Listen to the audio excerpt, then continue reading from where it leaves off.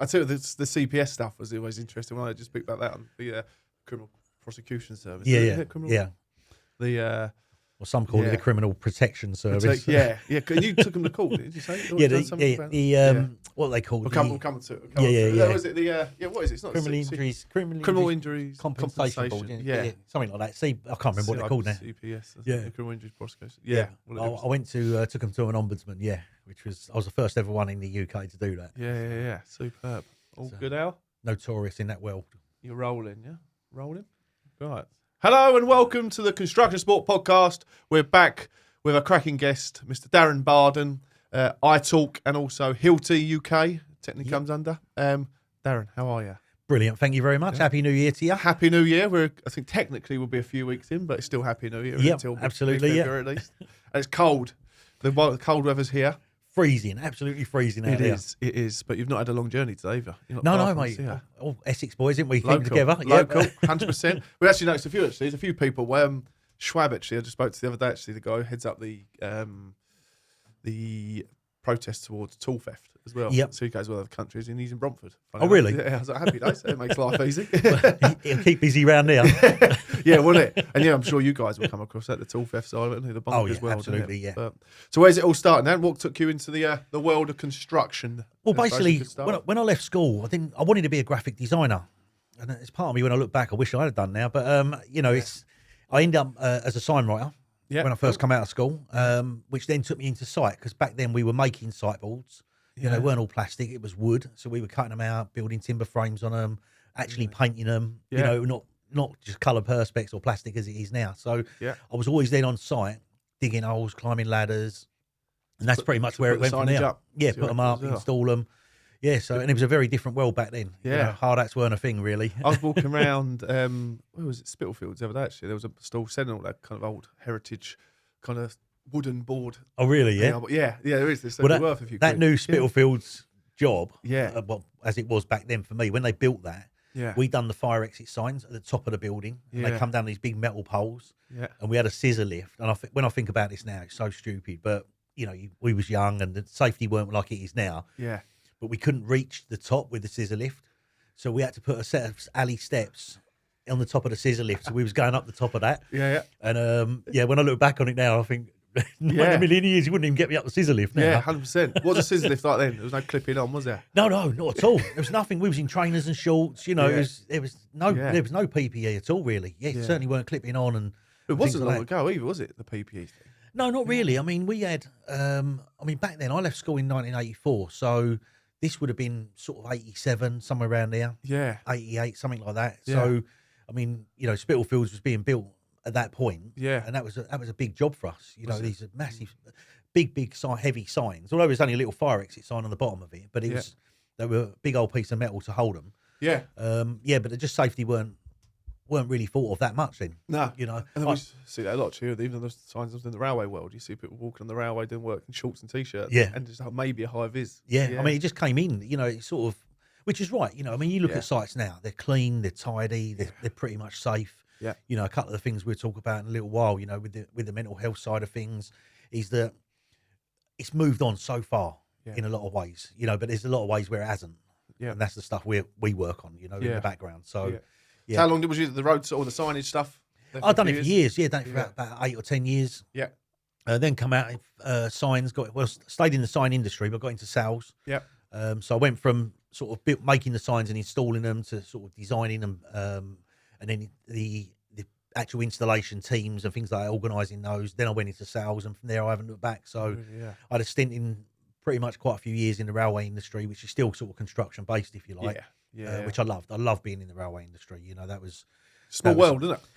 Incestuous, mate. Yeah. So it's a very small world. Yeah, people go round and round, in there. So I've been out of that 10 years now, and maybe even longer.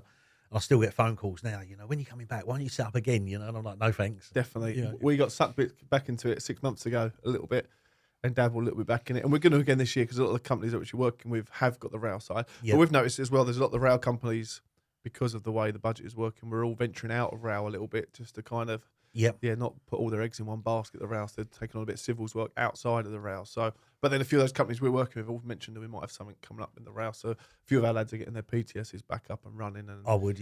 yeah, so it's just done and ready, isn't it then? All the focus has been on HS2 with the railway for a long, long time now, but there's lots of other projects. Yeah. There's loads of projects. Even London's so far behind with everything. Yeah, even at Sizewell Power Station, there's a new train line going to that, isn't there? We've got Beauty Parks up the road in Chelmsford, brand new station. That's pretty much there now and done, I think. But that's going to open up the world. If you look, some of the HS2 stuff as it comes into London, you've got, I think it's about six platforms at 750 metres long. Yeah. You've got 8 platforms at 450 metres long, all in one station. Yeah, because Old Oak Common to Euston's been kind of given the go ahead. Yeah, that's going ahead, mate. Yeah, they're going to be working there to probably 2035, something like that. So it was never not going to be something, was it? No, 2 years ago, wasn't it? A year and a half ago. Yeah, it was exactly. like, well, we walked there, didn't we? For 2 Februaries ago, now, 2 years ago. Yeah, I remember the walk. That was, and it was like, we've just done all that walk, and now they've said it's been cut. I was like, we could have made the walk fucking 10 miles short. But that was it. Shit. I was like, they can't. Cause I remember going in there with Costain actually at Euston and looking around St James's Gardens, the old burial ground, and you think all that not rehomed, ain't the right word, repatriated or whatever they do it when they take the bodies away. Yeah. And they put them else exhumed. Yeah, it would be Is that the exhumed. word? Yeah, it's a fancy word. Yeah. But they took it. Then they literally, because it wasn't. I went in there and there was hundreds of people in oranges, PPE. Yep. And it turned out none of them were actually ground workers. There was archaeologists. Yep. And funeral directors. Yep. And they literally had a machine drive. They were digging it away gently. And then every time they moved a body, a funeral director had to be present with it to then move it. Oh, really? Yeah. To every single one that come out. Yeah, and that was I was like, that's mad. But they'll tell you what they had. There was archaeologists brought in from all over the world because they needed so many. Because the scale, I think it was thousands of bodies in there. And you had all on the left hand side, lots of them all piled up. Yep. Who were just kind of the scrotes from around the towns, the people who didn't have money basically. Yep. And then the middle section of it, people had like 6 foot between them all, like all regimented. And then on the far right side, the super rich were built with the treasure and all their belongings, and they had a massive area each. So it was like 3 different worlds of society were all dug in there. But they had plenty in place in terms of, because they knew a lot of the archaeologists were coming from around the world, they were educated.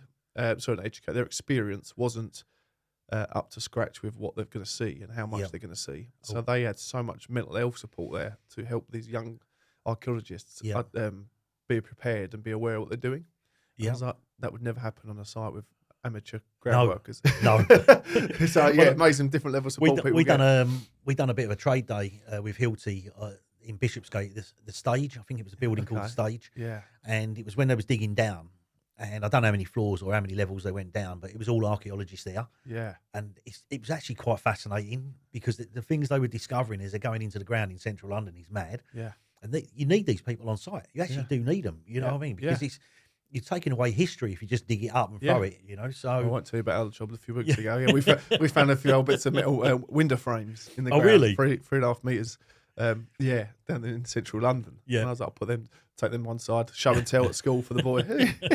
So I said that, but it wasn't too much. But there's so much under London, isn't there? And you must see a lot of that, especially the drilling side of what you do now at Hilti, isn't it? Oh yeah, 100%. I like the trade events we do. We go onto site, and whether we're talking about dust exposure or halves or whatever it may be, cordless technology, whatever we're going on there. But quite often, when we get in a site very early on, it's brilliant. You know what I mean? It's to see it evolve and develop over the months that we're there, and we come, we're going in. We were only there a day, maybe 2 at most, But then we'll go back 6 months, 9 months later. Yeah. And for me, just to see how it evolves and the work that goes into it, the planning, is mad on those, especially in the big cities. Yep. When you're in the big cities doing this, it's incredible to see everything that's going on around you, and you're going down that far. Yeah, into history. Exactly. Yeah. It is.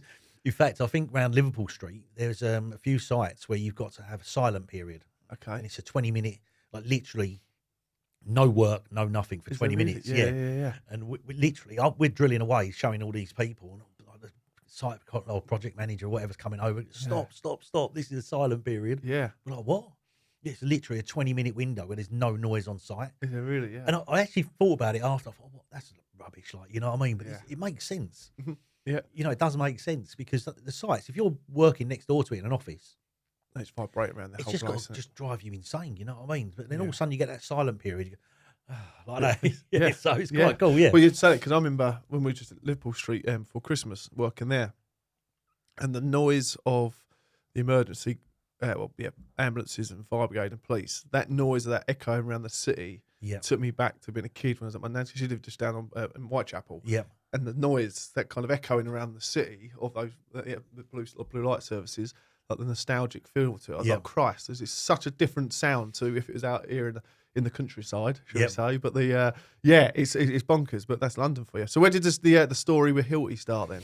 When was that? Well, it's 9 years ago, just over 9 years ago. Yeah. I was sort of a bit lost. I'd just come out of a spell where I was struggling with my mental health at the time. Yeah. I didn't know what I wanted to do. I knew I wanted to do sales. Yep. That's just basically how I was built. You know, it's always what I wanted to do. I knew the construction industry, and I knew Hilti from a tools point of view. But it's actually an agency contacted me and just said, "Look, do you want to go for this interview?" So I phoned my mate who used to work at Bosch, and I said to him, "Listen, what do you make of Hilti?" And he said, "Yeah, good company." He told me about them. So I said, "Right, okay then." So I went for this interview, and you have to go through this 5-stage interview process. Yeah. And at the start, I was like, "I'll give it a go, you know, see how it pans out." By the end of it, I was like, "I really want this. I like what I see." Yeah. And I did, you know, from a company point of view, absolutely brilliant. Like, you know, and by the end of this 5th interview, I was thinking, I really, really want this. I really actually want to get in here. And it started. And for me, you used to hear these things banded around called work-life balance. Never ever thought it existed, really. You know, you hear people talking about it. When you get into a company like Hilti, as good as Hilti, who look after their people, you understand what work-life balance means. Yeah. You know, I just had a stint where I had to go back into hospital after an operation and things like that. You haven't got to worry about your work. It's still there when you come back. You know, during lockdown, there's not one point during lockdown did I fear for my job. You know, you've got confidence in the organisation. And they, you know, listen, all the usual stuff with internal politics and, you know, I can bitch and moan about my day job all day long. Like, you know, we all do it. But actually at the core of Hilti, they really do care about their people. And when the stuff hits the fan, that's when they step up. And honestly, I could tell you so many stories about people that have struggled and Hilti step in and they support you. It's almost part of the brand in what the tools yeah. give as well, isn't it? Oh, absolutely. Yeah. I mean, you know, the job goes wrong, they step in. Yeah, we know where we are in pricing. You know, people will say, "Oh, Hilti, you know, it's expensive," and so on. But what we get with Hilti is we know what quality we are. We know what level we're at, and it's a good foundation. No, so it's Liechtenstein. Liechtenstein. Yeah, Okay, Liechtenstein. yeah. So it's 1951, I think it is. It formed 1958. It came to the UK. Yeah. I think those are the dates, or 1941 actually it might have been, and then 1958 into the UK. We're in 120 countries around the world, employ about 30-odd thousand people. Wow. There's over 1,000 in the UK employed at Hilti, 400 people on the road. And this is one of the good things with the work I do with the mental health. It gives you access to a lot of people, a lot of sites, and a lot of coverage in the construction industry. So it works hand in hand. You know, Hilti support everything I do with the mental health side of things, and it also is a good look for them. Yeah. You know, they're showing support, and they're going, right, okay, then listen, Darren does this, we'll support it, and that's what they've done. You know, a few years ago, they said to me, did I want to do a consolidated week? They came to me with it. Yep. Because of the work I do with men's mental health, they came to me and said, look, why don't you do the hours in effect? I mean, in sales, and you know, in the building game anyway, there's no set rule with hours. You know, you do 12, 14, 16, 18 hours, whatever it is, you do what it takes. When your eyes are open, you work. Exactly. But officially on the contract, they condensed my hours into Tuesday to Friday and said, right, have the Mondays off. Brilliant. I was like, well, brilliant. That way I can go and do the work I do. Yep. So, and that's the sort of thing they do. That's where they're really, really good. And it's funny because with the work I do with mental health, it'd be hard to normally align it with the actual power tools, but you do, because appreciated staff, and there's studies done all over the world with this, appreciated staff are actually 25% more productive. So when you, as a company, if you supply them Hilti tools, they then feel more appreciated because they know you're buying quality for the staff, and suddenly then the staff are more productive. Forget about the tools. You know, we know they give you more production, you know, the braking capacity, the drilling capacity, wherever it may be. But just actually by buying people Hilti, you're making the staff realise actually you do appreciate what they do. I think you look after it more as well, don't you? When you know it's something decent. I do it based on the hire of machines and diggers. You get something decent turns up, you feel, I don't want to get this as dirty. It's better than that one. Whereas if it comes an old bashed up piece of crap, it's quite funny because you walk around sites and you'll see Hilti drills. They'll go back in the box. Yeah, the others don't. Yeah, 100%. You know what I mean. So we just walk any site you'll see. they putting them back in the box. Yeah. You know what I mean? Yeah. So they do look after it. Even if they're hired, they tend to look after them. So We just say, our tools, we've got, so the Hilti, a few of the Hilti bits, and you think, they do all stay in the box. Yeah. You bang on there. We've got 2 other core drills that are or non-Hilti, should we say, and they're just dumped in a big wooden box that we've made that we're Absolutely, open. And yeah. you can find. I always wonder where the pieces are. They just need to take the jib off, whatever. But but that's cool, isn't it? So, but the best advert of all time, was it Hatton Gardens with Hilti? If there's an advert what literally shows off. Oh my God, yeah. And they I'm sure they're not directly linked. It wasn't a partnered. Yeah, it was funny. It was funny because Hilti don't use that as an advert, funny enough. Yeah. But it's got to be the most unofficial partnership in the world. Oh my God. We all knew Hilti Corbetts were good, like, you know what I mean? But if you're going to do a job like that, you got to use a Hilti. I'm sure they did say, we're getting behind this. Yeah, exactly. Yeah. That doesn't. I always thought it from day one, because I remember one of the drills we've got or used, or one of the core drills, you'll probably know what one it was, wasn't it? Or the core drill, it could be any DD, DD 150, 250. And I remember saying, I thought, that is, if we can do that, what else would you need it for? Like, it wasn't more extreme than that, wasn't it? But that was cool. When was that now? 10, 12 years ago, I suppose. Oh, it must be quite a while back now, wasn't it? Yeah. So it was they're all out of prison now, aren't they? They've been inside. Did one never get caught, wasn't it? Well, they got him in the end. Yeah. There's a really interesting YouTube documentary on that one. Yeah. Yeah, they called him something, didn't they? And he got caught by, he had a slight limp. Oh, really? Foot. Yeah. And it went back to, they traced this guy. And this guy was separate. So he wasn't one of the old boys. He was the younger. He's the guy who had the idea and come to these villains and said, let's bring it together. But they tracked it back and they looked at day one, the night of when they walked down the street. Yeah. And there was a slight, or I think it was something like his left foot literally went out a tiny bit. Oh, really? Like a bit like a duck or something. Like, his little left foot went out the tiniest of bits. And they spotted that on the CCTV and traced it back to some guy walking around North London, something along those lines. Yeah. And that was what gave him away. And you think, everything what could have been given away. Yeah. And the fact that they went to, I think one of the machines broke down, or the Corbett she was busted. They needed a wet, and they had to go to a HSS hire. I think that's right. Yeah, went to a hire company. Another unofficial partnership. Yeah. And it was the only one on the bank holiday that was open or something in Wimbledon. And it was basically that's what I actually. Now for Hilti, I work for the hire side of things. So I only work with the hire companies. I work with the construction companies as well. Yeah. But we go in, we train their staff, we educate the staff, but then we go into the construction sites as well to educate their customers. So whether it's HSS, Travis Perkins, Sunbelt, Speedy, all of those, Gap, we go in on their behalf and work with their customer base. Yeah. Cool. Which is a great, you haven't got to go in and sell. You go in and educate. Yeah. And it's nothing better than that, because you're going in and saying, well, look, this is how it works. Yeah. This is how good it is. And the moment you show them, that side of things, they're like, oh, yeah, that makes sense. They've got to be one of the best ones out there, aren't they? The best in the market. Yeah, pretty much, yeah. I mean, it's it depends on what sort of tool. But if you're looking at sort of lasers, Corbetts, drills, breakers, we're head and shoulders from a power point of view, from a quality point of view. There's very little competition. Do you see and deal with much on the tool theft side? You obviously probably hear about it all day long, I suppose. Yeah, I mean, listen, if they're on site, it's a big red box. Yeah. It's attractive to the old thieves, but in the main, when you see things like on the tools and the stolen tools on Instagram and things like that, there's not many Hiltis there. Yeah. Now there might be because we've got 10% of the market, from a power tool point of view, but also with Hilti, everything's serial numbered. So the moment it goes back in for repair, so if you bought a stolen tool and you send it off for repair, even if you bought it legitimately from a boot sale or from an auction, if that's been reported stolen at any point, when that comes back to us for repair, you're not getting it. You're not going to get it back. Yeah. So, and that's a massive plus. So we're doing our little bit for trying to protect people from stealing the tools. Yeah. Because if they do steal it, and hopefully then, as anyone, my mum always used to say, receivers are worse than the thieves. Yeah. So if you're buying stolen gear, it makes you as bad. System, isn't it? Yeah, because if you didn't have any receivers, there's nothing to steal. Yeah. Definitely. And so we're doing their bit with that, so that we're tracking it and trying to prevent it, but you can't stop people. No, that's the thing. There's always a lot, and I see a lot of it in the tool theft world actually, about the manufacturers need to do more.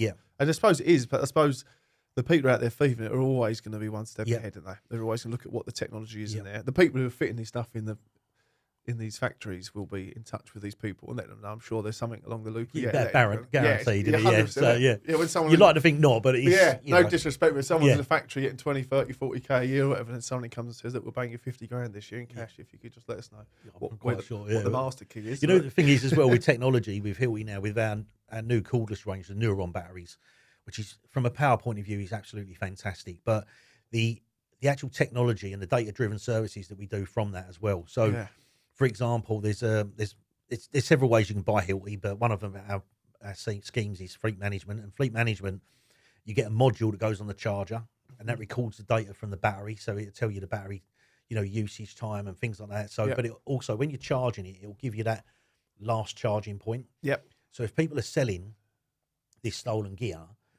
actually it's still traceable then. So there's a whole plethora of stuff that goes on with data-driven services with Hilti, and I could spend 3 hours with that. AI-related stuff going on in the world of it? Does that come across? Not yet, really. Not to my knowledge, anyway. So I'm still out there with the tool eye companies and the guys using breakers and diamond cores and things like that. I suppose innovations are part of what the future will be for Hilti, isn't it? Really innovating. Oh, absolutely. And it's there's so much more on digital as well. The online side of things. Making tools traceable, and it's not just ours. We can tag anything. Whether it's a wheelbarrow, a ladder. And you can have it all traced. So, and we've got Bluetooth tags. That time there's a runtime tags coming out. So there's lots of stuff, innovation. That Hilti are going to bring to the table over the coming years. The have stuff's come in the last few years, isn't it? Absolutely. It's difficult to manage haves because people pass one tool to another person and so on. So managing that is there's these runtime sort of habs watches, if you like, or wristbands and things like that. You've got to trust the people that are working with it. And if people are trying to get a job done, they're not always going to follow the rules. This is it. Yeah, 100%. And this is one of the problems we see, and even I'm sure we'll come on to it, the mental health side of things. But when push comes to shove, just get the job done. And like it or not. And we even have that as our own business. And I obviously run the business with a partner, and we're on the tools and that, and we have to fly the flag, and we do. And we literally say, lads, when push comes to shove, job has to be done. It's got to be done. And it has, and this is what's driving it. This is one of the things, as we said, we're going to talk about the mental health side of things, but the pressure's on. Yeah. And sometimes it's not even the pressure of the company's paying you, it's actually your own pressure. Yeah. You want to get the job done. You want to get the invoicing. You want to get paid. Yeah. Because you've got bills to pay. So there's a pressure there to make sure it happens. Yeah. What we lose is sometimes is that quality of work in certain areas because you're just getting the job done. And that's the worry for me is when people were going, right, I need the money and they're chasing the dollar, is actually, are you sticking to the quality? And that's important. And you see it on the bigger sites in London and Manchester and places like that now where they are measuring that and trying to keep on top of it, but it's still very, very difficult. It all goes back to being paid on time as well, doesn't it? That's the thing for the company, isn't it? Because we even say at the moment, you're like pushing and suddenly you get this job done, it's all looking great, but in your back of your mind, you're like, I just need to be paid. Need to be paid. Well, years ago, I supplied a company and only with some PPE, and they'd always paid me on time. Anyway, went to this point where they were a bit late in paying. I had a friend who worked there, and I said to him, can you go and check this out for me? They only owed me $3,000, right, which was a lot of money to me back then. And I said to him, look, can you go and see what's happening? I hadn't really chased it that much, but because they'd always been good. So I went into him and I said, look, what's happening? He went and found out. The $3,000 they owed me, they weren't paying because they was owed $500,000 by one of the main contractors. Yeah. The main contractor was then owed over $3 million from Network Rail at the time, or whatever it was at the time. Yeah. And it's like, because no one was actually paying it, and I think Network Rail waiting for the government to release funds or whatever it was. Yep. I'm at the bottom of the food chain waiting for me $3,000 because all this hadn't gone on, and it's just payment. And the money's there. In a lot of cases, the money's there. Yeah. And they're not paying. And so the bottom of the food chain is literally the kids at the dinner table as well, isn't it? Absolutely, yeah. The bigger fish don't see it, do they? Well, I had a business, like I say, I had a PPE business, which at times was very successful, but at times it was desperate. What people didn't see was exactly that, is that I was going with no wages for 4 or 5 months. Yeah. Because we were making sure we're paying suppliers, because if we didn't have suppliers, we couldn't supply. Yep. The kids had food on the table. There's been times when me and my wife had a fish finger sandwich after the kids had gone to bed because we didn't have enough for dinner. Yeah. And that's because we weren't getting paid. Yeah. And I'm supporting companies that are turning over 150 million, and they're paying me on, 45 days, month end plus 45. Well, I'm basically financing their PPE. Yeah. And I was desperate for the work, so I kept going to the point where actually, and even then, when you get to that payment term, they start messing you around. You've missed a dot off here. There's a T stain on the invoice. Anything that could to delay it. Yeah, 100%. Yeah, and that's still going on now. And that frustrates the life out of me. And as soon as they rectify it, goes back to day one, another 30 days. Absolutely. Yeah, in fact, I'm going to mention one company in particular, Babcock. And the reason I'm going to mention them is because I never once had to chase them for money. Did he? Yeah. Not once. If you had your invoice in by a certain date, The following month, 2 days before that day, you got your money. Yep. Not once did I ever chase them, and it didn't matter how much it was, you know. And I was only one of their small suppliers, admittedly, but they were fantastic players. Yeah. But so it can be done. Yeah, you know, it can be done. And there's I'm hoping there's more companies like that out there. But if they lead with that, lead like that, should be all right. Apparently in Australia, I don't know how it all works, but we've done a bit of work with speaking with people in the city over the years, and there was something along the lines: if you pay late, you literally you get something like a 50% charge on top, so the company have to pay literally or 100% or something, and then they blacklist you as a company for paying late. So because it's so harsh, no one. Well, look, I think they changed the law over here. I don't know, 15 years ago now, where things beyond 30 days weren't allowed. Yeah. Right, so bigger companies couldn't pay smaller companies over 60 days, 90 days. Yeah, no one's ever enforced it, and you think to yourself, no, just pay it. Yeah, and these big companies have got the money, and it filters down. The enforcement isn't happening, is it? No, exactly. There's no one chasing it. No, apart from the easy things that we see, obviously people getting hurt on site or the dust control and stuff. Like, you come across a bit much with the dust. Do you fight with the dust world quite a bit? I suppose. Keeping up to date with exactly. We do sort of dust seminars. You know, ban the broom, which is a big thing. You know, ban the broom. I mean, prior to lockdown, I was over at Heathrow. They'd done a 3-day event, ban the broom. Back then, and it is a big thing. Yeah, you know, it's a big thing. What it does, it makes you think. There's alternative ways, and I think sometimes we're all guilty of that. Yeah. That actually, right, I'm just going to go ahead and do this because that's how I've always done it. When people start sort of confronting you with, no, you're not allowed to do that, you've then got to think of an alternative, and quite often the alternative is a better way. Yeah, and it's the same with dust, you know, and trailing leads on site, things like that. You know, these are all sort of things when you're forced into going, no, listen, we can't do that anymore. You've got to come up with an alternative. 99% of the time, it's going to be a safer alternative. Yes, it might take a little bit longer, but if it's safer, we go back to the mental health side of things. Yeah, you know? So we've just been on the site recently, and you can see there's cables everywhere. Yeah, and it actually all goes back to that. The same. On the same hand, the project director there was a complete dick. Yeah. He's complete honesty. So if you're watching this, mate, right? He said that, not me. Yeah, the site was full of literally people smoking weed. Yeah, like literally on the outside at lunch break and tea break. Yeah, and this is in the middle of central London as well. Yeah. Crazy. And then we haven't got any. We're not actually directly linked to them at all. It's only because we had to access their site, and they wouldn't let us use their toilet. So that's more the point. I've got the arm with them. Yeah. but then it was just crazy, and I was like, you can see, if you lead that way, literally, pardon the pun, but lead by example, or this is what happens. If you look, I think on the tools done what do you call it, like a study a little while ago. Yeah. And 2/3 of tradespeople have used drink and alcohol to sort of mitigate the mental health side of things. Yeah. You know, so drink and drugs on site are rife. Yeah. And they still are, you know. So, I mean, in the railway, you got DNA testing, random DNA testing. Yeah. I don't know if they do it in the construction industry. I'd like to think they do it a bit more now. Yeah, I think you only on the heavy tier 1 side, government jobs, I suppose, the infrastructure projects and that. Some of the fit out firms and domestic stuff, not that I'm aware of. Yeah. And I think, no, I don't think they do it all really, unless if there was an incident, if it's a criminal situation, maybe. I suppose. Yeah, I don't really know. Even if it's, I suppose, crane drivers and that kind of, is there something where they have to be? I suppose by their employer. Yeah. But from an employer perspective, but as the self-employed individuals wouldn't just walk off, wouldn't they? Yeah, exactly. But we said this about work in the scaffold world before, and it's not just scaffolders, it's the industry as a whole, but society, should we say? But if you banned everyone for drug and alcohol problems, then you'd have no one left on site. Yeah, exactly. Everyone knows that 100%, don't they? So, especially the drug and the society, isn't it? A problem now. You just see what's going on. But there's lots of issues on site. I mean, one of the things I was talking to a main contractor recently, and one of the biggest issues they've had is mobile phones on site. Yeah. And I'm like, what do you mean, like mobile phones? Because people are using them for their actual work. Yeah. You know, sourcing information, the project details, contacting people. But people are walking around site oblivious to what's going on around them. Yeah. And suddenly it's becoming a bit of a health hazard. Yeah. So they're now looking at that side of things. Is, you know, from a safety point of view, when and where you're going to be using your phone. Yeah. Well, even Balfour's now, everything's promoted. You just put your observations in on the phone. Yeah. Network rail, so you put your close calls in there on the phone. Yeah. I was like, and I've come out complete from being full time in the railway 5-6 years ago, and there it was like, do not touch your phone. Yeah. Do not touch. And now it's gone back the other way, like you say, isn't it? Because they've realised handset, we can get this data quicker. Yep. Get it across. Emergencies can be reported quicker. Yeah.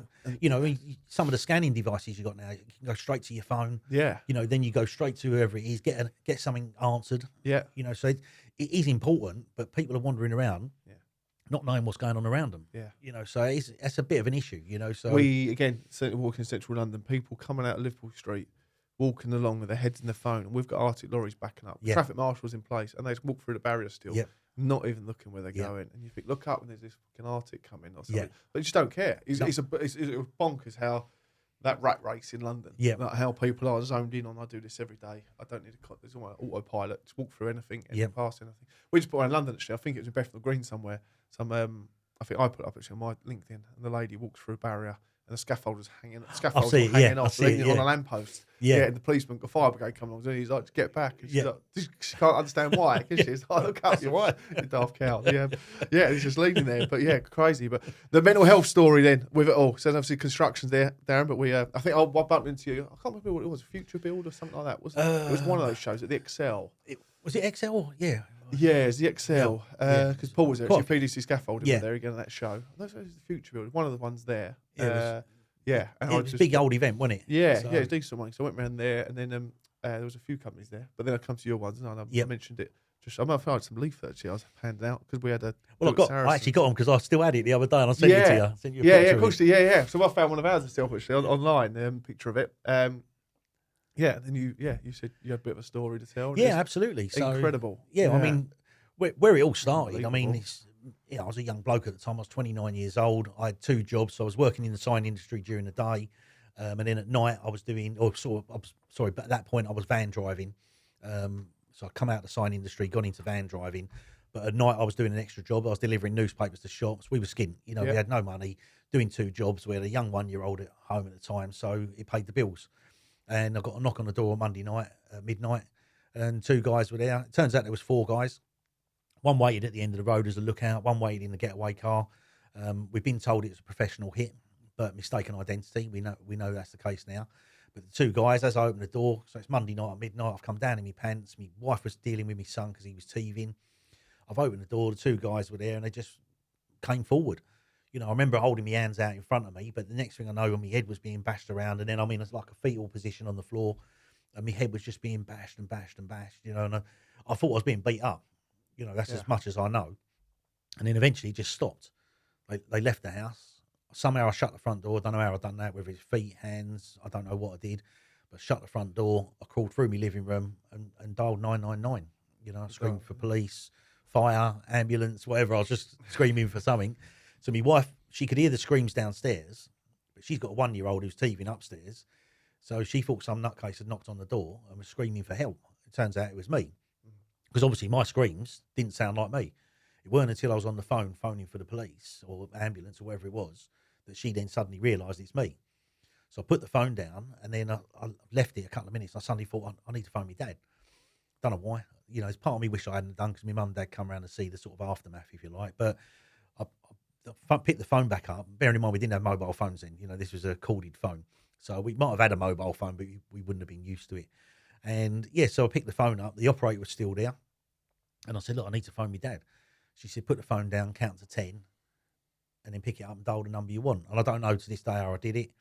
Picked it up, phoned my dad, and I said, look, can you come round? I've been beat up. In the meantime, I put the phone down to him. My wife's come down with me 1-year-old in her arms, walking through what was then all of my blood. She's barefooted, walking through the soggy carpet. There was blood over the settees, up the walls, because where I was attacked, it was in my hallway, and the blood it actually bounced up over the light switch. So it was, because I had 7 serious wounds in my skull. Tarantino film. Yeah, absolutely. Yeah, it is. And it's, when I look back on it now, and listen, would you go back in life and change things? Yeah, absolutely. You wouldn't want to go through it, you know what I mean? But there's so much good now that I do that I wouldn't have been able to do. Yeah. My drive now to do the things that I do have been born out of that. I might have just cruised through life, not doing anything. I might have just stayed as a van driver as I was, but there's a purpose with what I do. Yeah, I was going to say, so yes, it was a horrendous, absolutely horrendous attack. We done went to the hospital. They carted me out to the hospital. I think they stopped counting the stitches at about 40. The wound in my back, they had to stitch inside the body before they could stitch outside to hold it together. Like I say, seven wounds in my skull, but each one of those is where they stabbed me in the head, like more than one space. So each wound could have had 3, 4, 5 actual stabs to it. It was just a frenzied attack. So they had 3 types of blade used on me, which means one of the guys had a blade in each hand. So he's just literally going for it, like, you know. So yeah, lucky to be here, basically. Yeah. You know, but it was then the aftermath of that. It was actually, I was due to start a new job the following day, and obviously I was late. So, You can see it. And if it's a construction job, like a fucking no-show again. yeah, exactly, yeah. So because I used to do the night work as well. Apparently, I'd kept on at my dad because mum and dad had arrived and they had blue and white tape all around the house, and my mum's like, "Don't care, like you're not stopping me." Yeah, getting in. no, mother bear. Yeah, exactly, through, yeah. So, but apparently, I kept on at the old bill going, "You need to phone my boss, tell him I'm going to be late." You know, I kept on and on and on. So in the end, the copper went and got me dad and said, "Can you go and phone this fella, Dave, and just tell him Darren ain't coming in, like, you know." Yeah. So anyway, they come down to settle me down. They said, "Look, your dad's phoned your boss. It's all okay, like, you know, all okay." So yeah, so there was that sort. I was still worrying about work. You know, I'm bleeding to death, like, you know, sat in my living room waiting for the ambulance to turn up, and I was worried about work. Yeah. So as we do, you know, so, definitely. So you don't let the people down, do you? no, you don't. Yeah. You know, so yeah, went through the hospital side of things, which, you know, there's loads of little quirky stories in and out of that side of things. But then it was. Was you long in hospital though? No, literally. I mean, the attack happened around midnight, and we was back out of hospital by 2:00 the following afternoon. Was you really? Wow. Yeah, So stitched up. yeah, stitched up, 40 odd stitches, and yeah, that's, to be fair, I was 29 years old, you know, and I didn't really think about mental health then. You know, I weren't something that had crossed my path, like, you know what I mean. Yeah. So it was just a young bloke. I was in the pub all the time, you know, doing what we needed to do to survive, like work wise. Yeah. So mental health just weren't a thing, you know, and it weren't until really that I started struggling, which was about 13 years after. And that's when it really kicked in, which we now know is PTSD. Yeah. Back then we didn't. And it was my friend Terry from Winsford in Cheshire. He phoned me up one day and he just said to me, "Are you all right?" And I spoke to this guy 4 times a year. But he phoned me and said, "Are you all right?" And I was like, "Yeah," a bit of a strange phone call, like, you know. He said, "Oh, you've been a bit different." I'm thinking, what are you on about? Like, you know. But he'd spotted it because he was sort of sitting on the outside of me, close friends and family. He'd spotted it. And then we got to a stage where I was spiraling downhill with the mental health massively.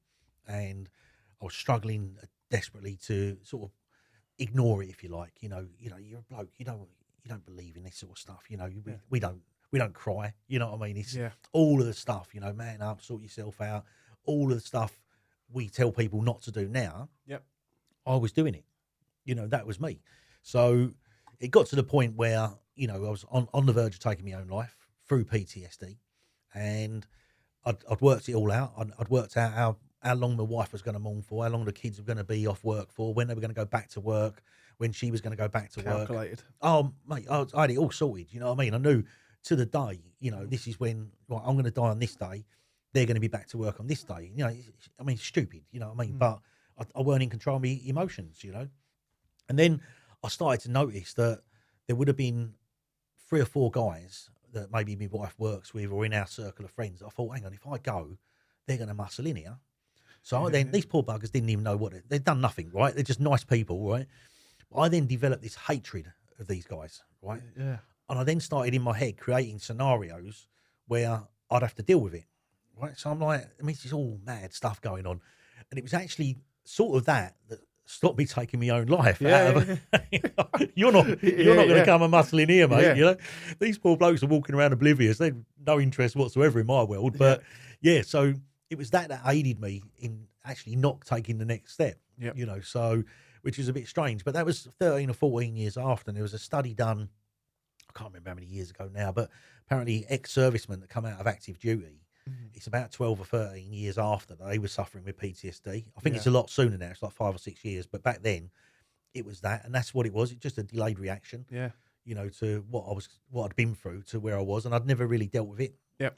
You know, 29 years old when the attack happened, you're gone, right, dust yourself off, get on with work. Yep. If anything, you're in denial of it. 100%. Yeah, 100%. And it was that side of things, that way the story unfolded and then kicked me up the arse massively. You know, when I went through the PTSD, and I say this all the time, and I use it in every podcast that I do, is that if I was given the choice of having a stabbing or depression, I'll take the stabbing all day long. For me, the depression was 100 times worse, 1,000 times worse. Yeah. You know, there is nothing that can, you know, that stabbing was, yeah, it happened, it's bad and all the rest of it. But Short term. yeah, absolutely. You know, you stitched up, you get back on, you know, but the depression for me was worse than anything, you know, and that's why I do what I do now, because I don't want anyone else going through that. It's torture, isn't it? It's pure torture. Absolutely, Being dragged through torture. Yeah. Yeah. You know, and it's, you know, I've been lucky. I've never had flashbacks. I've never had those nightmares. I mean, I've had a lot of dreams, you know, where things are not right, but I've never had that side of things. Yeah. You know, however, it's played on your mind day in, day out, you know, for many, many years, you know, and I used to use it, you know, I use this scenario now, whereas it used to be like an anchor, and I drag this story around me everywhere, you know, and you're just dragging this story around, and it's weighing you down, it's holding you back from doing things. Whereas now, I can't go back in time and change that story. Yeah. Whereas now, what I do is I actually use the same story, but it's like the wind in my sails. Yeah. So it's now, I'm using it. Yeah, it's exactly that. It's the fuel that keeps me going. Whereas before, it was holding me back. Same story. Yeah. But just use it differently. And it took me a long, long time to get around that, you know. And I always recommend to people, if you're struggling, you know, first of all, they say, don't try fixing other people until you fix yourself, but start helping other people. Definitely. That helps yourself as well. Yeah. You know, and that's what I started to do. I started helping other people. Factor. Absolutely. Yeah. And also, even about the charity side, I think we do, and people who do money to raise money for people, it's all selfish in a respectable way because it makes them feel good. Yeah, absolutely it does. Be proud of it. Yeah, why not? You know, and it is a good feeling. You know, whether you're doing a walk, I walked around my town a couple of years ago. You know, I've done it's a half. I think it's about 13 miles. Walked around the whole town. Decent. I raised a couple of grand. Hilti matched it for me as well. So we ended up giving $4,000 to, I think, Mind and Victim Support. Yeah. You know, so it was quite a lot of money. Yeah. You know, so, but that made me feel good because then that money's gone on to do good. Yep. You know, so it is that feel good factor of helping other people can sort of, if you like, give you the kick up the backside you need to get out and sort yourself out. Yeah.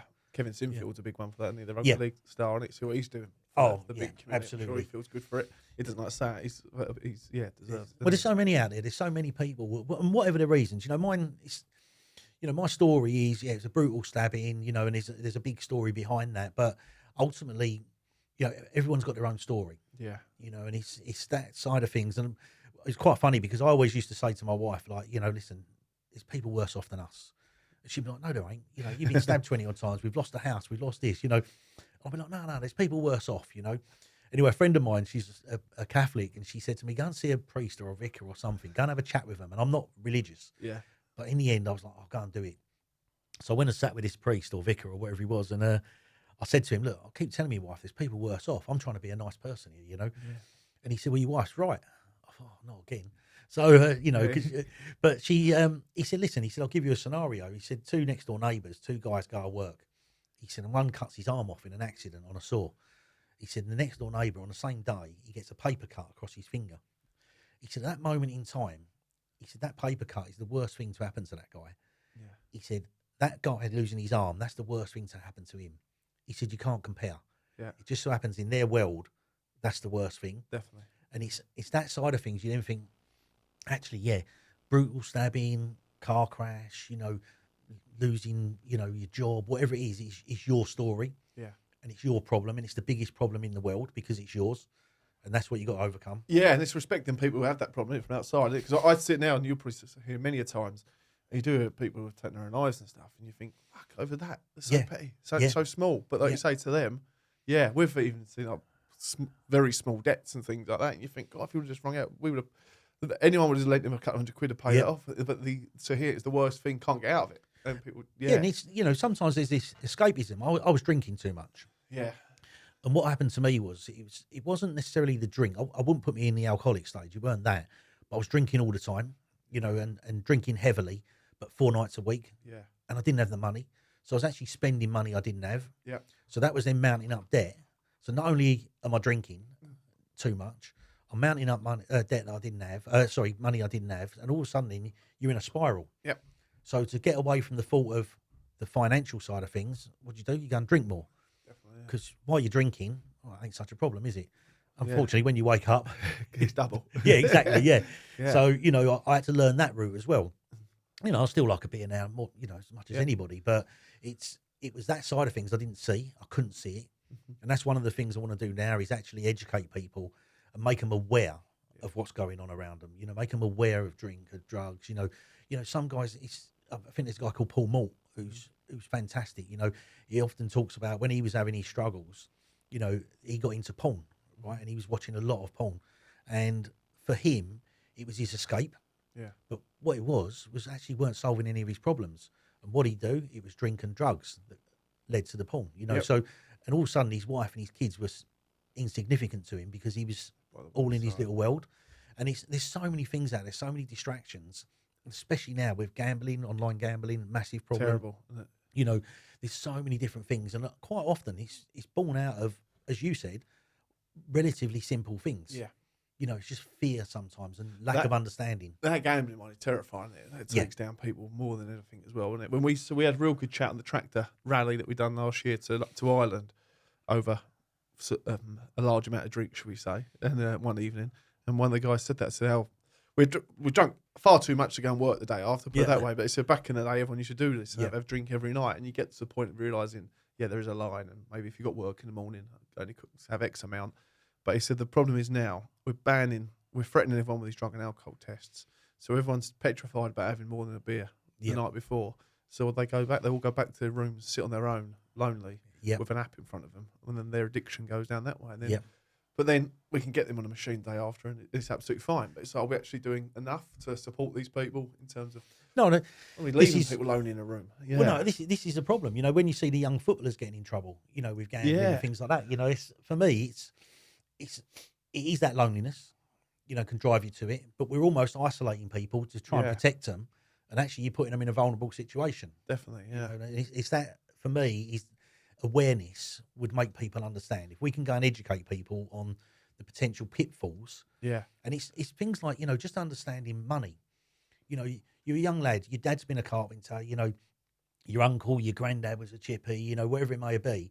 You then end up cutting wood for a living, you know, and they're all going to slaughter me now, but, you know, banging nails and cutting wood, you know, it's probably a little bit more to it than that. But that's not easy. So, you know, so you then go and do that. And all of a sudden you get in with a guy and he's got a big contract in London and you go, oh, yeah, great. And all of a sudden you're on there. And no one's taught you about business. Yeah. No one's taught. All of a sudden, someone's giving you was earning 300 quid a week. Now you're earning 600. Yeah. You know, and you're like, oh, minty, like, yeah, brilliant. What'd you do? You're 300 quid to go and spend at the pub. Yeah. You know, or on your gambling, or, you know, at the races with your mates at the weekends. But no one's taught you about managing your money. And all of a sudden, you're 26 years old. You've mounted up a loan. You've got an overdraft, and you just don't understand it. All of a sudden, someone says, actually, you know what? There's a tax bill here. Yeah. You know, and you're like, well, I ain't got it. You know, I've been to, you know, Benidorm for a couple of holidays with the lads, you know, I spent my tax money there, you know, so, and it's, if we can help people manage those situations, then you can alleviate some of the anxiety out of life. And we've seen every single podcast we've done always comes back to this money management and construction. Yeah. And especially self-employed workers. Yeah. And how you're starting off your own business from day one when you finish school because you've got to look for an accountant. Well, I think there's something like 78, I think it's about 78,000 self-employed workers in the UK, a bit in the construction industry. Yeah. Right? That's a lot of people, you know, and that's a lot of lone working as well, you know. And lone workers, I think it's about 84% of them will struggle with mental health because they're alone. Yeah. You know, it doesn't matter if they're on a big site with 3,000 people on there. Yeah. They're still alone in their own little world. And we're for another one, but self-isolation is a form of torture. Yeah. Oh, absolutely. You put people in a room on their own. It's crazy. Well, it's quite strange, actually, because iTalk, which is the mental health business now, that was born out. Tell us about it. So iTalk, go on iTalk now then. Yeah, so basically a few years ago, my friend Johnny XL, he come to me and he said, look, Dale, you do a lot of work with mental health. He said, we've had a suicide on site. Yeah. He said, and it's really impacted the site. He said, so I want a mental health room, he said, on site where people can go. Yeah. He said, look, we'll pay you. He said, can you come up with something? I said, yeah, I'll have a look at that. So as I started studying and looking into this, you know, great, we'll have a little mental health room where everyone can go. You start realising, you know, it's still a male-dominated industry, you know, and in theory, your general builder isn't going to walk through a door that's got I'm nuts above it, which in effect is how we would see it. And I went back to him and said, listen, this isn't going to work. And apart from that, what you're doing when you put them in the room is actually isolating them, as we just said. So I said, we need to come up with something else. And that's when we come up with the app, the suicide prevention app, which, once again, you can't just have an app to work on its own. Mm-hmm. And that's where we come up with iTalk, which is actually a mental health service supported by an app. So people have got access to talk to people via text, via phone call, you know, using the Samaritans and the Shout text service. but also then we can direct them to various organisations where they can get support. Yeah. But rather than, because as we know as blokes, although there's a bit of a myth that blokes don't talk, I think it's about 90% of all male suicides. Every one of those, or that 90%, have actually been in touch with the authorities about their mental health in the previous 2 months prior to taking their own life. Yeah. So signs are there. They are talking, but they're not talking to the right people, or the people they are talking to are not listening. You know, the system's broken from that point of view, as we know. So, and they haven't got the confidence. I think it's about 80% of tradespeople generally in the UK don't feel confident about talking about mental health. So, you know, how are we going to work that? Yeah. Well, actually, you do it in silence in a lot of cases. So whether it's text, whether it's on the phone, but when you're alone, that first step is what we need. Reaching out, getting someone to ask for help. Yeah. But we won't do it face to face, human to human. Whereas we will go online and do a little bit. So this is where iTalk, from a mental health point of view, we go to site, we onboard them, show them how to use the app, when to use the app, not wander around site on your phone looking at it and things like that. But just also so we can signpost you to the right people. Because, you know, you've got 150 guys on site, 300 guys on site. They've all got their own story. They've all got different scenarios, whether it be money, whether it be, you know, gambling, drink, drugs, or just actually understanding pensions and insurance. You know, stuff like that people don't show you. Yeah. They're not teaching you at school with this stuff. So we want to get in and teach them this stuff, but also show them there's a little route out. There's places there that they can actually reach out to. Yep. And by us being in there, we're reaching out to them and saying, listen, you're in a safe zone, like, you know, green zone here. Let's actually talk about it. And so that's what iTalk does. That's what it's all about. Piece. Yeah. Absolutely. Well, there's always going to be, always said as well, there's always going to be a stigma about the topic if no one knows nothing about it, isn't it? Yeah. I always have found that the stigma is pretty much, if you don't know much about a certain subject, you've almost got a stigma towards it. Well, you don't want to look a twat by discussing it, do you? So if you educate someone on it, understand it, the stigma goes. Well, it's quite strange, actually, because one of the things I've learned, I mean, this is only recently, by the way, I'm not an expert in this world. I'm not a counsellor. I'm not a psychologist. You know, that's not what I do. I just talk about stuff through lived experience. Yeah. And that's, I get more out of that, to be honest, because it's how I feel. But one of the things I've learned is if someone's struggling with their mental health, you know, one of the questions you really want to ask is, have you had suicidal thoughts? Yeah. Right now, I used to think that if I asked someone that, maybe they hadn't had the thoughts and I've just given them an idea. No, that's not the case at all. It's actually better to ask. Yeah. But you imagine just being an everyday guy on site, your mate's struggling, he's suddenly dropped out of the WhatsApp chat, you know, he's not coming up the pub on a Friday. You think he's struggling, but you don't know how to deal with it. Yeah. The last thing you're going to say to him is, listen, mate, you've been having suicidal thoughts. You haven't got that confidence. Yeah. And that's one of the other things we want to train. We want to train people to not necessarily spot the signs and be psychologists or, you know, counsellors on site, but just have the confidence to say, how you doing, mate? How's things going? What, you're struggling with that? You're struggling with this? Have you had suicidal thoughts? Because when you ask, that actually saves lives. Yeah. And that's the other thing as well. So it's not just working on this 1 in 4 person, as we talk about this number in the UK, 1 in 4 people struggling with mental health. It's getting the 3 in 4 to look out for that 1 in 4. Yeah, definitely. Yeah. And educating them and giving them the confidence to be able to ask, are you okay? You know it as well, isn't it? The blokes do everything to look after the people around them. Yeah. Before they look after themselves. Yeah, absolutely. So we always say, don't try and teach the person directly how to support themselves. Teach them how to look after their mate. Yeah. So their mate will do it back. They've got each other, don't they? Yeah, exactly. Yeah. And what you find is, I mean, surprisingly, in the work I do, that I find it really tough when you see young blokes, 23, 24, 26 years old, 28, that are really struggling with their mental health. Yeah. That side of things really bothers me. You're just a young bloke, and so much to come. Yeah, exactly. You've got the opportunity in life to actually make mistakes at that age. Yeah. You can make mistakes and put it right. But, people are struggling now, and whether it's people talk about social media and things like that, but there's a lot of good out there in social media. You can do so much with it. So it's not just about that at all, but it's actually getting them to understand that actually it's not such a bad thing to make a mistake. Yeah. We all do it. That's how you learn. Well, you look at some of the best strikers in the world. Yeah. Whether it's Alan Shearer, you want to count up how many shots he's missed. Yeah, definitely. How many numbers game. Exactly. how many shots have you missed, mate? You've fouled so many times. But you get resilient then, don't you, to do it again and not being scared of failure. Absolutely. I feel like an expert in that field. Getting up, dusting yourself down, and starting again. Yeah. But it's having that confidence to do that, and not feeling like a failure. Don't use the word failure. Use it as an education on yourself. So listen, I've learned from that. You know, and if you make another mistake, you've learned again. And it becomes a failure if you give up. Yeah, absolutely, yeah. Every failure you've had, the day you succeed, those failures will become lessons. Yeah, absolutely, yeah. Ross Edgley said that on YouTube. I thought, that's interesting. Yeah, but everything you've done. It's really, it's a great feeling for me to be able to do what I do. Yeah. You know, you do the same, Steve. Yeah. You know, so you know, when you go out there and help other people, you know, it's amazing feeling. You know, to see them suddenly change and flourish, you know, and become the better versions of themselves. You know, the best versions they can be. Yeah. There's nothing better than that. You can't pay for that feeling. You know, you can't buy it. It's such a great feeling, and that's why I enjoy doing what I do. Yeah. You know, I don't want to get into the nitty gritty with you. You know, because I might give you the wrong advice. But if I can make you aware, and when I do my talks, you stand up and you do. I do a motorbike.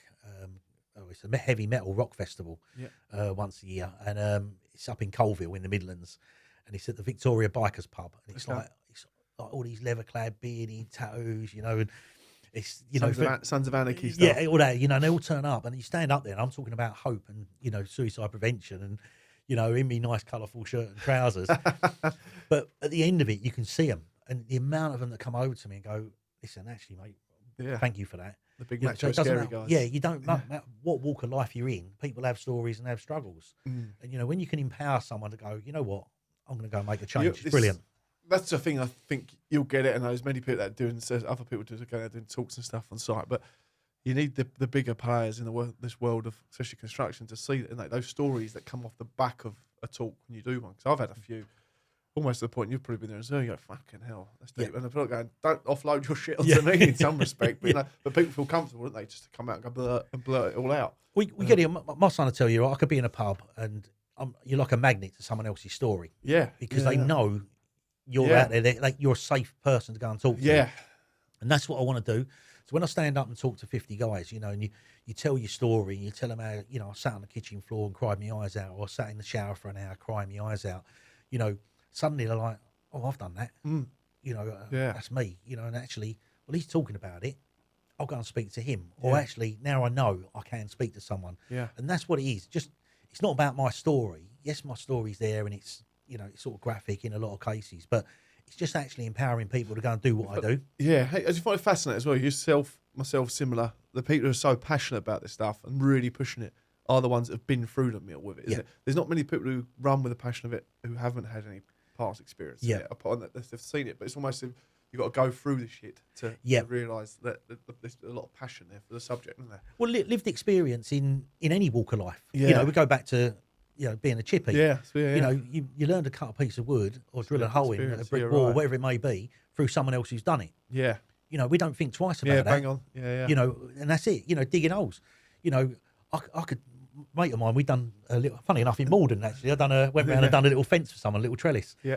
And he said, right, you start digging the holes and I'll give you a hand. Well, all of a sudden I've got half a dozen holes dug. You know, I used to do it, but I learnt off a guy who used to dig graves. There is an art. There is an art. Yeah, exactly. You know, you got the grafter and you're throwing it in. Yeah. And then you got the shovelers, like you're tipping out.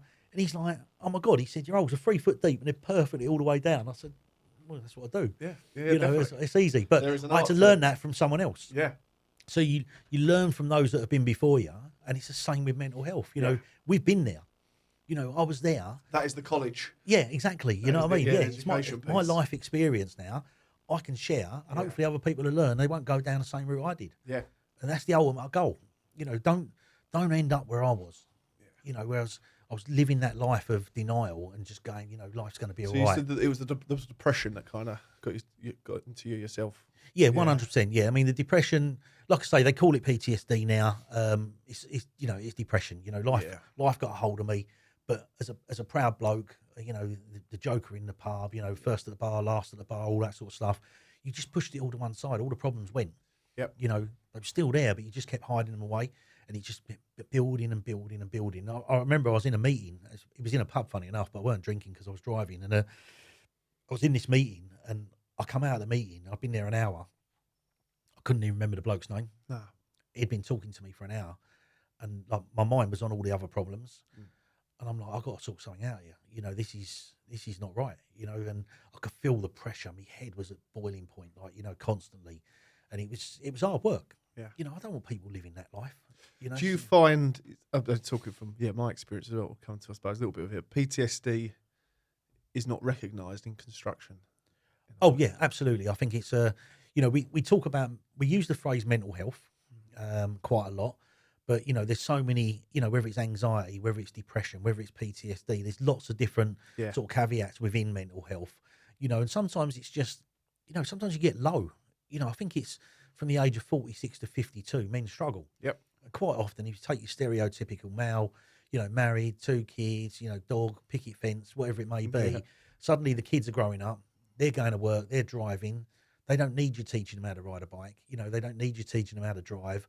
They've got their own lives. You know, your wife's suddenly gone back to work because the kids are growing up. Lack of purpose again. You're a little bit surplus to requirements. Yeah. And that massively impacts people. And we don't allow for that. So what happens is, quite often, some guys get into work. You know, they're going right fully onto work, and they're really passionate about their work. They're going early in the morning, staying late, but then you're unappreciated. Yeah. And when you start getting unappreciated, all of a sudden, then you've got nothing at home. You have, but you're not seeing it. You know, because you're a little bit surplus to requirements there. When you're going to work, people don't care, and especially in the construction industry, if you're working on your own, get your job done.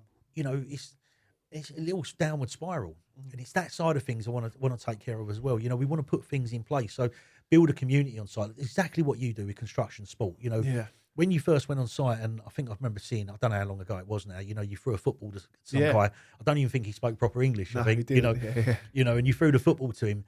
That's so important. What you did there would change that guy's life. You know, and maybe not just his, but the people that see it. And we got to do that. We got to build a community on the sites as well. You know, I think that's really, really important. I'm not talking about all going out to the pub on a Wednesday evening, every Wednesday and things like that, but just people together. Team spirit. Yeah, absolutely. And that's what construction sport does. Yeah. You know, for me, when you come out, I don't know how long ago you started it now, but when I first heard about it, I was like, oh my God. It's such a simple thing. Yeah, this is why it's baffled us for years. I'm like, how can I not get this over the line with support? Why aren't people seeing it? It's so straightforward. Yeah. But maybe it's too simple. Well, maybe that's it. Yeah. Maybe one guy I spoke to, quite senior in the NHS, he said that. Because I said, I bang me against the drum sometimes, thinking, am I the only one who's going around trying to organise a 5-side kickabout to help this industry? And then he said to me, he said, well, just remember you're the only one doing it. Yeah. And I was like, that's a fucking good point. Well, this brings us on to a conversation me and you have had in the past about charities. Yeah. You know, and they're all fighting against each other for bonkers. Either PR or money or whatever. You know, no, we all want to achieve the same things. Definitely. So why not collaborate a little bit? Come together, keep doing your own thing, raise your own money and all that, but have sort of one message. Yeah. You know, so if someone else does a construction sport too, a little bit further, brilliant. Yeah.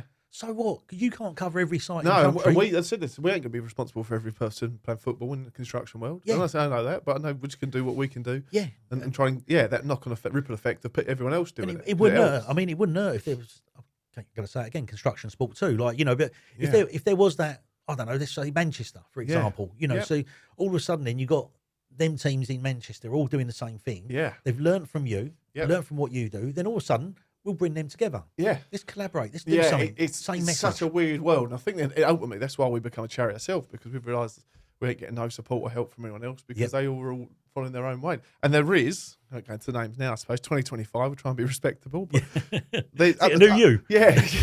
I'll give it 5 minutes.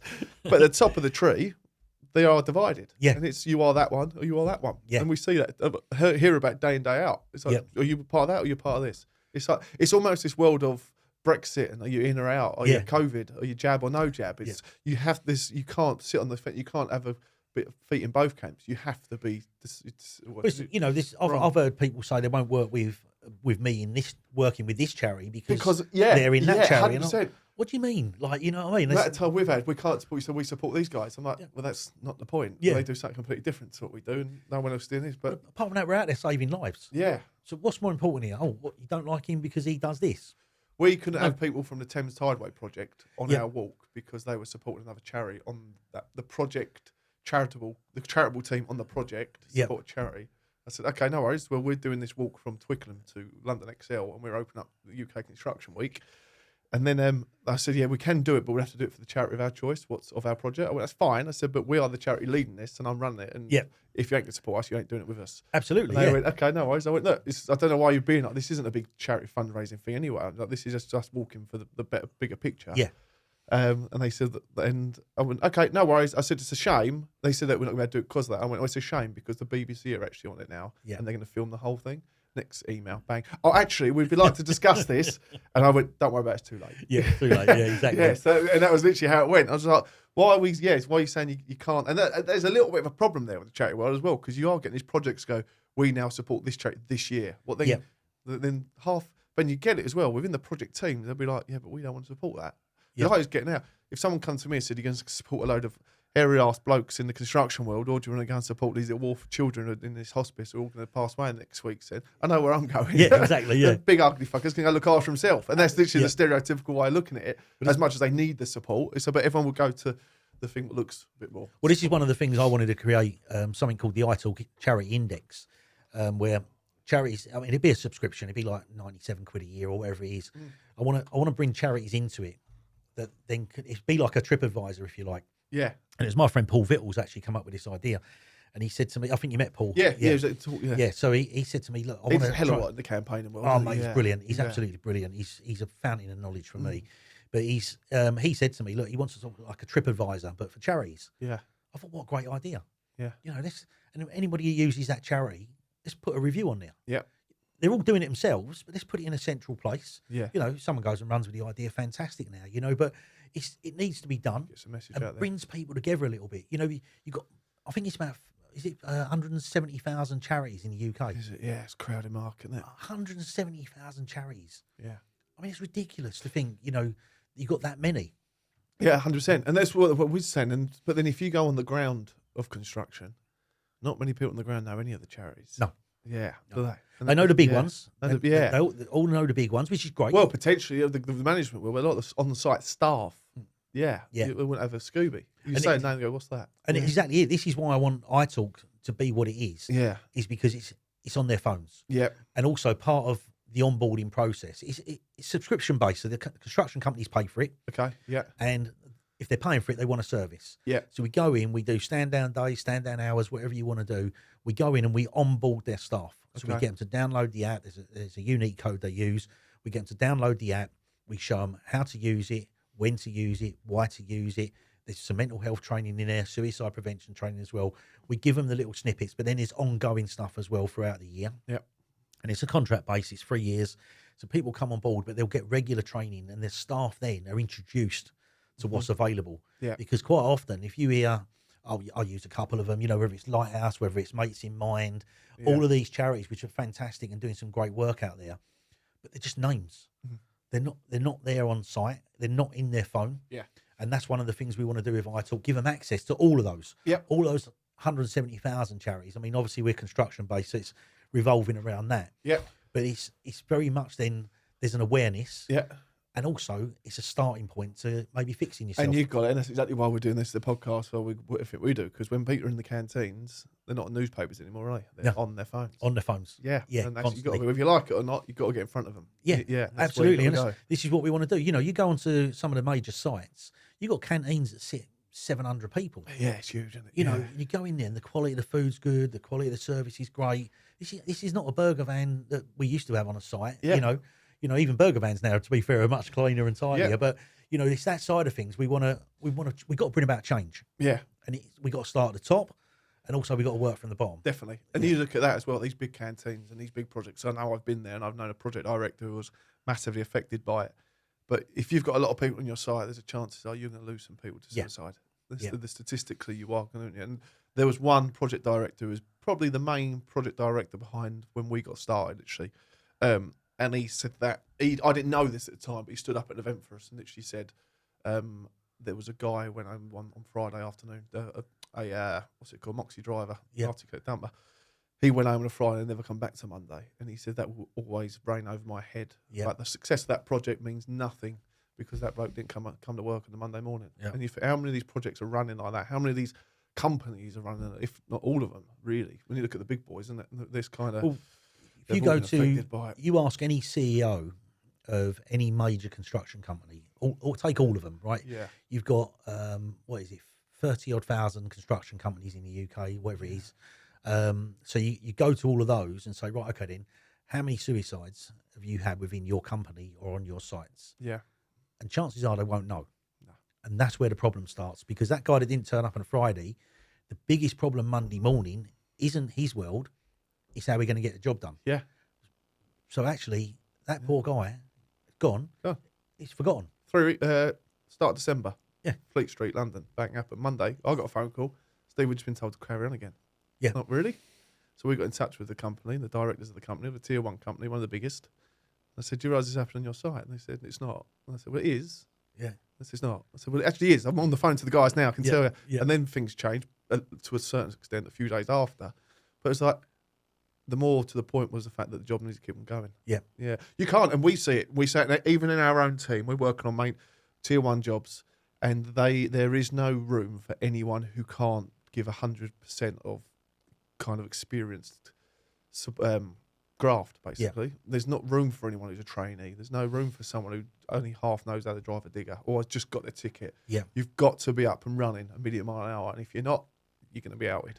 There's some fantastic apprenticeship schemes out there with some good companies as well that are trying. Yeah. That really, really are trying, but they're still missing the mark in a lot of cases. Yeah. You know, and that's what we need to do. That's what we need to bring to the table. You know, you talk about that guy who's died by suicide, is that, you know, every suicide impacts on average 135 other people. Yeah. 135. So when we talk about the 7,000 in the last 10 years, you know, you then got another 135 times 7,000. There's a lot of people being impacted. Yeah. Well, I think that's the thing. You find somebody who doesn't know or absolutely hasn't seen now, isn't it? Yeah, you know, and that side of things we've got to bring about change as well, because people have got to deal with that. Yeah. You know, they may not have seen it. All they've done is heard about it. They might not have even known the guy. Yeah. But suddenly it's on your site. It impacts you. Another one of it as well with the PTSD, something like that, but how many people do we know have died early through heart attacks, cancers, and all that? And you look at when you actually look at the real science behind stress and what stress does to people. Yep. And people, lack of pay or pressure of the job. How many people is this industry actually responsible for killing? Yeah. Way too soon. I mean, I don't think that, you know, it's fair to put the blame at the construction company's door. No. With all cases. Yeah. But ultimately, we've got a social responsibility. Yeah. You know, and, you know, sure enough, if people were falling from height, if you had 700 deaths in a year of people falling from height, I think there'd be a few sites shut down. Yeah. Yeah. You know, yeah. Go, hang on, what's going on here? Yeah. You know, so it's that side of things.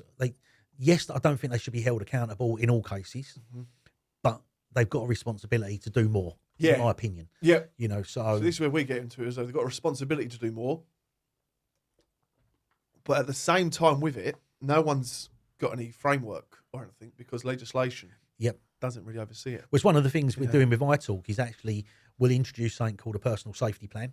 Yeah. So everybody that gets on board will have a personal safety plan. It'll give them an opportunity to speak to us, not the company, to speak to us about any difficulties they've had in the last 12 months, 36 months. Yeah. So what'll happen is they'll go, right, okay then, listen, I had a bit of an issue with gambling, a bit of an issue with drugs, or whatever it was.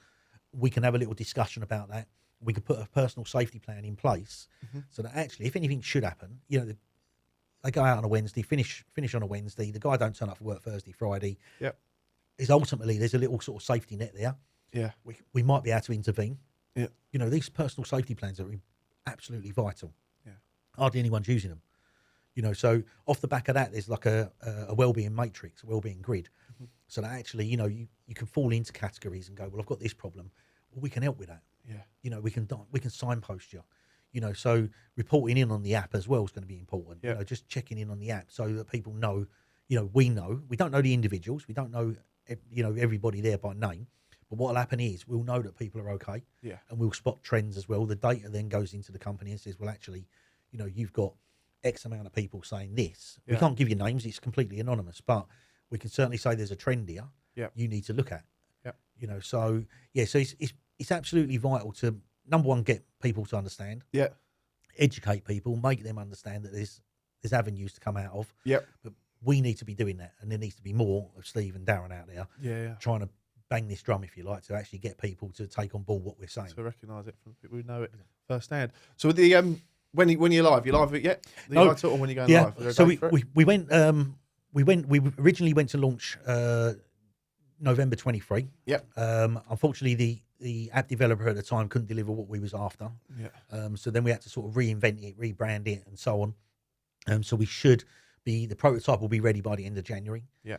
So then we can start putting that in front of the construction businesses. Yeah. So through February and March, we want to get it in front of them. Yeah. And get there. And also, it's important that the construction companies work with us on it. Yeah. Because I haven't got all the answers. Yeah. You haven't got all the answers. Yeah. So it needs to be a work in progress as well. Yes, we've got a lot of knowledge, a lot of data, and a lot of information we can put into it. But ultimately, they've got to work with us. Definitely. We're exactly the same with when we speak to companies. Steve, what can you do for us? I'm like, well, can we get to know you first? Because every company's so different, isn't it? Yeah. They could have 10 companies look like for like, 10 blokes, Yep. all scaffolders, all separate companies. They all operate so Well, different. the other thing as well, if you went on Companies House and you looked at a construction company that's got 1,500 employees, they can have 3,500 subbies. Yeah. And those subbies are working from day in, day out. They're almost employees. So it's having a responsibility to that as well. So understanding it's not just about these people that are on the payroll. It's actually these people that you're paying every month as well. Yeah. So you have got a responsibility, and take out some, due diligence, if you like, on the people that are working for you. Yeah. And making sure you do understand they're not just a number. Yeah. It's not just a guy that's going to go home on a Friday, never come back. Oh, well, okay, then we'll replace him on the Monday. Yeah. What happened with that guy? Why did he end up there? And maybe could we have done something previous to that, that stopped it getting to that way? Because ultimately, if you take mental health absenteeism as an example in the construction industry, £2.75 billion is lost every year from mental health absenteeism. This is not a bad back or a broken leg. This is mental health absenteeism. Yep. People not turning up for work or not doing work. Yep. And even a bigger number then is presenteeism. Yeah, I was literally about to say, the presenteeism one is bonkers. Yeah, I mean, I don't know what the numbers are going to be on that. It's probably hard to measure, but people that are turning up to work that are not on their game, not doing the job. Yeah, yeah, 100%. And it's not that they're drunk and high or whatever it is. They're actually just not performing. Yeah, so productivity is so important. Yeah, and if you look after your staff, they'll look after you. The amount of times, even now, I'd put them back over Christmas, as I said, but it's not too bad. I've got some painkillers, but I'd still have to go to work tomorrow. Yeah, I could take a day off. Yeah. That expensive, it becomes very expensive, and the amount of lads that do it, I'm even self-inflicted for playing through rugby and going in with busted collarbones and whatever and bones. And you think, to get through the day, I need to get my money. I need to get my money. But I've got to put all that money towards physio now, or that's going to creep up on me in life. And how many people is it creeping up with me? You're seeing 60, 70-year-old steel fixers and chippies on sites around London. You think, fuck, these people. Watching them move as well. Yeah. It's struggling, and they're moving around. It's slower. As I said on the way in, I said, just fear this time of year because everything hurts more. Oh, absolutely it does. Everything creaks more. I'm only 35. I can remember. I remember early my mid-20s. I can't remember how old I was now. About 20. I think I was about 24, something like that. And I was doing a lot of sign writing at the time, and I was doing vans, and I broke my leg. And I thought, right, well, that's knackered me. I had no insurance, so I was sort of knackered for money. But so then I found myself hopping around bloody vans, putting vinyl on vans, with a leg in plaster. Yeah. I mean, really, what I mean? But I had to do it. Yeah. I had to do it to survive. And, if I'd known then what I know now, I'd have made sure I cover myself. Yeah. You go to anybody, any 18-year-old and go, listen, now's a good time to start putting in your pension. They're like, sod off. We had it on site. The Balfour job, actually, it wasn't Balfour himself, but it got reported and it all sorted out. But the contractor bringing in wagons, the guy got out to go check and go shut the back of the wagon up, and he had his foot in plaster. Yeah. And then the traffic marshal reported it with a picture. Look, the guy's got out there. He's literally treading through the mud with this dirty plaster, all his plaster on. But he's like, I need to work. I need to work. And then he didn't want to be spotted, but he got spotted, and then it was reported. And but it went back to the major contractor that he worked for. And it was like, what the fuck are you sending these people out? And I don't think they were even aware because he was got in the wagon that morning. But then what ultimately happens there is, right, what are we going to do with that guy? Well, I'll tell you what. See you later, mate. See you later. Yeah, you lose your job. And then he's forgotten. Yeah, because and I say this all the time, if you ring me up and say, Steve, we can't come to work on Monday, Tuesday, okay, no, I couldn't. I've just got fucking things going on in my head. Yeah. No worries. Next week, I can't do it again, Monday, Tuesday. No, we're going to have to get rid of you. Yeah. Like, that is as a director of the company, and I know, because we aren't paid to afford to be able to do that. No. And it's crazy, and it's not the way I want to run things, but we haven't got the business or the income of work to fund that. And that is where there's nothing we can go to our client and say that, we've got a lad here who's really struggling with his mental health. Is there anything we can do from a contract to support him? There's nothing like that in place. So if you think a lot of this, though, comes from way, way above even the main contractors. Yeah. Where the funding's coming from. Yeah. People that are buying the land and who they're buying it off of and things like that before the project starts. There's people out there making millions and millions and millions. And fair play to them. This, if that's your bag. But when it gets down to the bottom end, there needs to be a bit more responsibility. And people always say about, oh, yeah, but you open a can of worms, you can't prove it, they pull them in the health card. I don't think it'd be as bad as that. Because if you said, you can quite, I think, identify the fact that if someone's pulling the mental health card, you can suss that out in 1 or 2 questions. So if you say, we're going to put you through this 5-step process now. Yeah. They go, fuck that, I don't want to be part of this. Yeah. They're bad out, unless they were genuinely interested. We're going to put you through something to see this. Someone actually come to me this week, just come over LinkedIn actually about the 12-step process with the alcohol side of it and how that's reshaped their life sort of thing. Oh, massively, yeah, things like that. But going on go back to the PTSD, because we spoke about it, the criminal injuries compensation board that we spoke to. Yep. So as a victim, as you was, and I know because I've been there as well in front of these people, and I just talked on Roger Woodall's podcast about it, and it reignited something I'd completely forgot about, that whole process of what you have to do. You are the victim of something. Yep. And you're having to justify why you're a victim. Yep. So you're literally held like the suspect. Yep. To get through it. And this is what the mental health... I don't know what it's like nowadays. Yours was 20 years ago, was it? My actual attack was 28 years ago. 28, yeah. But actually the process with the CICB was, or CA, whatever they're called, was a couple of years after that. Yeah. And I'm still hearing stories now where things haven't changed. Yeah. And it was absolutely horrendous. There's a tariff. There used to be a tariff in place, and I think it was 2,000, 7,000 and 20,000. And you had to prove that you was struggling with your mental health for this amount of weeks. Yeah. And it was like, and they said to me, the top tariff meant you had to be struggling with your mental health for 28 weeks. Yep. And I was like, I took 20 odd stab wounds. Right. What? So 28 weeks, I'm better. That's all right, because they weren't going to give me the top money, Yeah. Oh, that's all right. Everything's fine now, and when I look at the work I've done all over these years, it proves they got it completely wrong. Yeah. How they treated me through that process was horrendous. I sat in this room. We went up there because I took them as well. Been in the room in front of the panel. Yeah, in front of the panel. Yeah. You sat on a little desk, and my wife wanted to come in with me, but they said to her she's not allowed to speak. Yep. Right. If she speaks, she'll be taken out of the room. And there was 3 people sitting there, 3 people sitting down the left. Like judges on tribunals. It was horrendous. Here I am. I'm like, hang on, I've lost everything. Yep. Right. And then they started picking up on things because I was self-employed at the time of the attack, and I was putting me invoices in, if you like. Yep. And I'd underpaid tax by 130 something quid or whatever it was, and it was only a missed invoice. And my wife done the invoices and all my books after the attack. So I had the attack in October. She'd done them in the January. So she was struggling with her mental health. So we'd missed an invoice. And the guy sat there. And you say even what your wife witnessed as well, everything. Yeah, absolutely, yeah. Yeah. But she sat there and just went, this guy went to me, well, the thing is, he said, non-payment of tax is a criminal offence and we don't compensate criminals. Yeah. But I'm sat there like, I've just taken 20 odd stab wounds in a night, and you're picking up on something, an error in the books. Yeah. You know what I mean? I was like, that can't be right. Yeah. You know what I mean? It can't be right. So, so there's that side of things. That all of this needs to change. Yeah. The process. Because I remember, he said it's fascinating. Literally, times I forgot. I stood there because I remember speaking to a friend of the family, Elaine Pruitt. She's fantastic. She's going to come on here and speak about what she deals with in this world. And she said, there's a case here for you, Steve, to be treated right. So they went through it, and she come back to it. We had an offer come back, and she said, say no. And then the second offer come back, still say no. And I'm going, no, that sounds like good. I'll take that. And she's going, no, hold out. We'll go for the third one. And the third one come in. She went, we're going to potentially accept this, but to accept this one, we're going to have to go up to London and sit in front of these 3 people. And even to this day, I can't remember going there. I don't know if I went on drove a train or was on the train. I must have gone on the train or drove up there because Dad's a cab driver, so I'm not sure if he took me or what. But I remember going in there, and I remember them saying like I'm having to sell this to them to do it. And I was marked down because it was facial injuries. I had to blow the eye. I was a few down my nose, and from clean shaven, there's a few blotches. I had a few blotches down my chest.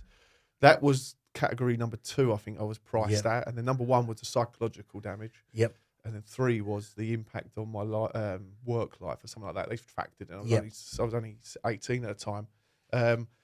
But I remember as well, I was marked down because I was a man. Yeah. It's because it was a facial injury. I would have got paid out more for a woman. Now, if I went back, I'd identify as a woman just for the sake of that tribunal. And they couldn't question it. Yeah, exactly. And I was marked down because of that. Yeah. So, I think, $5.5 grand, I think they gave over to me. And it was kind of like, there you go. But then the compensation, the guy was actually told he's got to pay me personally. That got scrubbed because they had paid out. And, Oh, God, oh yeah, it's fucking bonkers. I mean, I ended up taking them to a tribunal, in the ombudsman. Yes, yeah, tell us about and it basically I was the first ever case in the UK to take the Criminal Injuries Compensation Board to this ombudsman. Yeah, I didn't even know it existed, right? So, but through victim support, and one of the guys who sat on the panel, I think he felt there was an injustice being done with me in the room, so he followed me out to the lift. Yeah, and he said, "Listen, there is another step you can take," and it was through this ombudsman.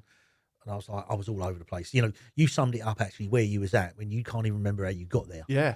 That's how big a moment this is in our lives. You don't know how you got there. You don't know what happened on the day. And you'd think I'm going to stand in front of 3 judges and literally have to do all this. You'd remember it from wake up to night before sleeping. Yeah, I didn't remember that we'd taken our friend with us to look after my daughter who was just a baby at the time. Yeah. So we was like, I don't even remember that happening. Yeah. You know, and it's like, I was told about it after and now it's sort of come back. But it's like that day was so huge and yet they just dismiss you. Yeah. You know, they just throw you away with basically the rubbish. Like, you know, they just didn't care at all. So when I took them to this ombudsman, and I lost, by the way, because in effect you're government versus government. It was never going to work. You know, and Darren Barden sitting in the middle, and so I was just fighting against their decision. Yeah, the grading, the tariffs. Yep. You know, it was cobblers. You know what I mean? I'm an individual. Yeah. You know, and that battle took its toll as well on me. You know, that was a massive battle. And you turn up and you've got to have what's called your bundle, which is basically all the paperwork. And they all talk about it as a bundle. It's a legal terminology, you know. We've been through your bundle. Like, really? Yeah. You know what I mean? Where's the cash? Yeah, exactly. You know, so, yeah. I mean, the whole experience with that. And that's, you know, I mean, listen, we're not going to change some of the government stuff, you know, and things like that. We've said about the health and safety executive, like what they're responsible, they're not. It's like they're a standalone thing that can't be taken to court effectively because of how it stands and all that. And it's just, where does it go? Where does it go? And I think, you know, it's got to come back to people like us, bringing about awareness. You know, so we bring about awareness. We make the companies aware that the situation, this is how it impacts them. And if you start showing them the proof that it's impacting them in the pocket, I think they'll start listening. But on the bottom end of the scale, where it's the ground workers, it's, you know, your scaffolders, whoever it may be, just your actual blokes on the ground, or women on the ground as well now, is actually showing them that there's actually a different way. Mm-hmm. You know, there is an alternative. Yeah. So we've got to work from both ends. Yeah. You know, and you've got to deal with them differently. Ultimately, the problem's the same. Yeah. And that's why we've got to do what we do and keep doing it as well. Yeah. Fair play. And you got a book as well, haven't you? Yes, I have. For a few years, isn't it? Yeah. It's been about 6 years ago. I brought the book out. Let's skip to the good bits. Yeah. I didn't know what I was doing at the time. I didn't have any purpose behind it. Someone had said, you need to put your story down. And I just wrote this book. I enjoyed the experience, became a best-selling author off the back of it. I've just started book number 2 now as well. Have you? Superb. Yeah. So hopefully over the next 12 months, that'll be out as well. But it was the one thing that sort of launched me, if you like, into suddenly when you write a book, you're perceived as an expert or someone who knows what they're talking about. Clearly, someone like me is not an expert, but you know, people then start taking notice in certain circles, and that really launched my mental health world, if you like, as well.